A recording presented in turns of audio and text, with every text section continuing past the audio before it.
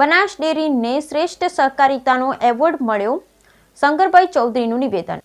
પૂરા બનાસવાસીઓ માટે બનાસના લાખો પશુપાલકો આ સન્માનથી ગૌરવ અનુભવે છે। બનાસકાંઠા જિલ્લાની આ ડેરીની આ સહકારી પ્રવૃત્તિને પૂરા ભારતની અંદર સન્માનવામાં આવે તો બાબતનું દરેક બનાસવાસીઓને ગૌરવ છે।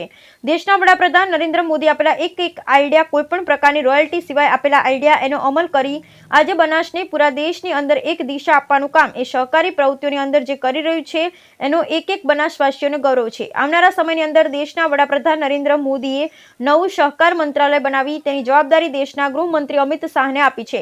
સહકારની 3 મોટી સંસ્થાઓ ભારતની અંદર કરવામાં આવી છે। એ એક્સપોર્ટ માટે, એગ્રીકલ્ચરની એક્સપોર્ટ માટેની બાબત હોય, ઓર્ગેનિક પ્રોડક્ટની બાબત હોય કે સીડ્સ માટેનું કામ હોય, આ ત્રણેય સંસ્થાઓ આવનારા સમયમાં ગ્રામીણ ભારતની દિશા બદલી એક આત્મનિર્ભર ભારત બનાવવાની અંદર ખૂબ મોટી તાકાત આપશે તેવો મને ભરોસો છે। બ્યુરો રિપોર્ટ ભરત ઠક્કર, ડીસા બનાસ। રાષ્ટ્રીય સહકારી સંમેલનમાં બનાસ ડેરી છે અગ્રેસર રહી એવોર્ડ મળે છે, શું કહેશો, કેટલી ખુશીની વાત?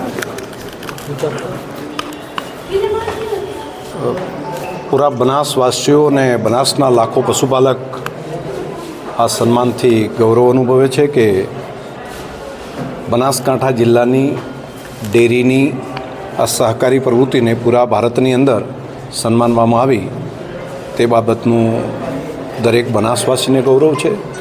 દેશના પ્રધાનમંત્રી મોદી સાહેબે આપેલા એક આઈડિયા,